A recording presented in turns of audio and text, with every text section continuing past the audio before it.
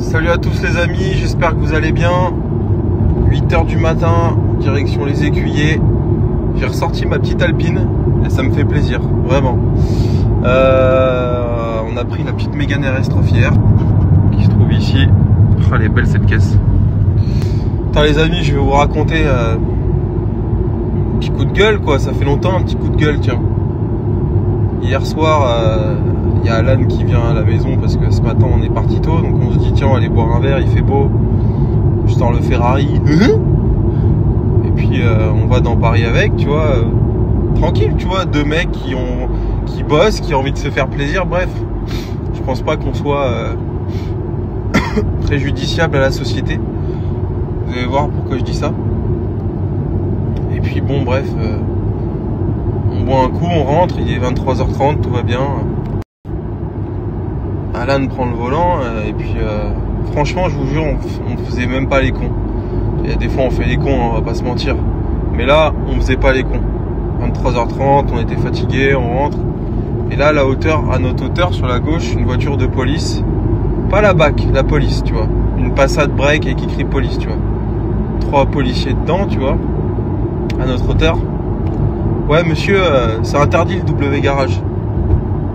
Là Alan il sait pas trop quoi dire parce que forcément bah, c'est pas sa voiture, c'est pas son W. Moi je suis à côté, je fais bonjour messieurs, et moi je dis écoutez pourquoi c'est interdit tu vois. Faut savoir que je connais extrêmement bien la loi en ce qui concerne le W garage et 90% du temps les gens ne savent pas en fait. Ce qui est quand même fou pour des garants de la loi de ne pas connaître la loi quand ils pensent, mais on va y revenir. Je dis écoutez messieurs, alors non c'est pas interdit. Il me dit très agressif le policier. Alors je vais vous dire où c'est s'il y a un gendarme, un policier qui me suit qui peut me dire quoi. Je comprends pas mais très agressif tout de suite dans le comment dire dans le reproche, dans le comment dire le mec il nous grondait quoi tu vois. Et je dis écoutez non monsieur, enfin je suis désolé. Il me dit non mais hors des ouvertures du garage vous n'avez pas le droit de rouler en W garage. Et je lui réponds, je dis écoutez déjà j'ouvre mon garage quand je veux, donc si là j'estime qu'il est ouvert bah j'ai le droit de rouler avec. Et je dis je suis désolé monsieur mais la loi c'est pas celle-ci. On a le droit de rouler avec son W garage, il n'y a pas de il faut un comment dire bah je vais vous mettre après le texte de loi comme ça au moins c'est plus simple. Mais la loi elle est claire là-dessus. La légende qui dit que c'est que aux heures d'ouverture du garage, c'est faux. Et je lui dis écoutez non enfin bon bref j'étais pas d'accord avec lui. Je lui explique, je lui dis écoutez si vous voulez on se gare sur le côté. Ce qui commence à me dire oui non mais vous allez recevoir une amende et vous vous arrangerez avec la préfecture. Je dis mais monsieur ça marche pas comme ça en fait. Je dis venez on se gare, on lit ensemble le texte de loi, mais gentiment hein, je m'énervais pas.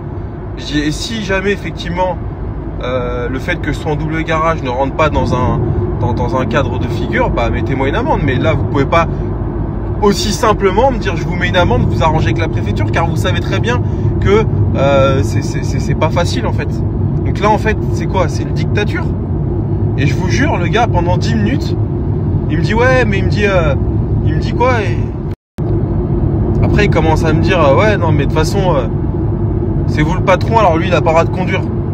Je dis mais en fait je dis mais pas du tout monsieur, venez on se gare. Là je commence un petit peu à me tendre, mais dire écoutez monsieur on se gare, on lit ensemble la loi, ça prend 2 minutes, et comme ça que ce soit vous ou moi, on s'instruit et on tranche, tu vois, il n'y a aucun problème, on est cool, tu vois. Et tout ça en plein milieu de la route, hein. On était en plein boulevard de Clichy, tu vois, vers Pigalle, Montmartre, etc. Et on gênait tout le monde klaxonnait, il y a les touristes qui regardaient, bref, tout ce que je déteste, tu vois. Et alors que putain, et le pire c'est que tu vois, après on s'est regardé avec Alan, on s'est dit putain mais c'est vraiment un pays de merde, on paye des impôts, on se fait sucer de l'oseille jusqu'à la moelle, et en plus on nous casse les couilles parce qu'on roule tranquille, deux potes, en Ferrari, on va boire un petit coup, c'est... Mais merde en fait. Jusqu'au moment où tu sais le gars en fait il était trop bête, tu sais il était trop bête pour admettre que peut-être il pouvait avoir tort, peut-être il pouvait voilà méconnaître ce texte en fait. Je peux comprendre qu'on puisse pas connaître toutes les lois par cœur, mais quand on a un aplomb et qu'on veut être aussi sûr de soi, au moins on essaye de connaître son sujet, tu vois. Moi si je connais pas un sujet, bah, je ferme ma gueule, c'est pas grave, on peut pas tout savoir, hein. On n'est pas Comment il s'appelle le mec des 12 coups de midi là qui gagne depuis 3 ans et demi? Lui, je suis sûr, il connaîtrait la loi par cœur, tu vois. Mais le mec, un aplomb, tu vois. Et son copain à côté là, pareil, les deux, tu sais, ils étaient. Moi, je suis le collègue et je me dis, écoute, bon, dans le bénéfice du doute, laisse-le partir. Fais-lui une petite réprimande parce que de toute façon, on est policier, donc on est obligé de vouloir avoir le dernier mot. Mais voilà, laisse-le tranquille, le gamin, tu vois. Donc bon, au bout d'un moment, je lui dis, ok, monsieur, vous avez raison, bref, machin. Donc on part. Et les mecs, ils font tout le tour du patelin pour faire demi-tour. Ils reviennent à notre hauteur et ils recommencent. Putain, à la fin, je regarde un, je fais, on va se faire embarquer, c'est pas possible parce que j'ai toute la patience du monde et vous le savez, moi en plus, je fais partie des gens, quand ils font une erreur sur la route ou quand, voilà, oui monsieur, vous avez raison, en vrai ça sert à rien, t'as fait de la merde, t'assumes, t'as joué, t'as perdu, il n'y a pas de sujet, tu vois. Mais là, frère, je me suis dit, mais ça va se finir comment? Ils vont me saisir la voiture, ils vont me mettre en prison, ils vont me mettre en garde à vue, ils vont me faire une fouille au corps comme ça dans la rue devant tout le monde, pour rien en plus, pour rien. En règle, tout, assuré, la bagnole, tout, le gilet jaune devant, le triangle. Putain, mais je vous jure les amis, parfois je me dis qu'on vit dans une putain de dictature. Ça veut dire quoi? Que le flic, il connaît pas la loi, il peut faire ce qu'il veut en fait? C'est fou, c'est fou. Je vous jure, ce pays m'étonnera tous les jours un peu plus. Les garants de la loi, la police, ceux qui sont censés nous protéger, qui viennent m'agresser. C'est de l'agression ce qu'il y a eu hier. Je vous jure, ils étaient agressifs, ils me tutoyaient. Il n'y avait aucun respect, il n'y avait aucune considération. Alors je veux pas tomber dans le truc genre ouais, on était en Ferrari donc ils étaient jaloux. Je pense quand t'es policier, c'est une vocation. Il y a pas d'histoire de carrière, de trucs. Ce qu'ils veulent, c'est servir. Je pense la société, la protéger, et j'espère que c'est ça. Donc je veux pas tomber dans le truc ouais, des jaloux, ils voient des jeunes, des machins. J'espère que c'est pas ça parce que ça serait vraiment mais tomber bas pour des policiers.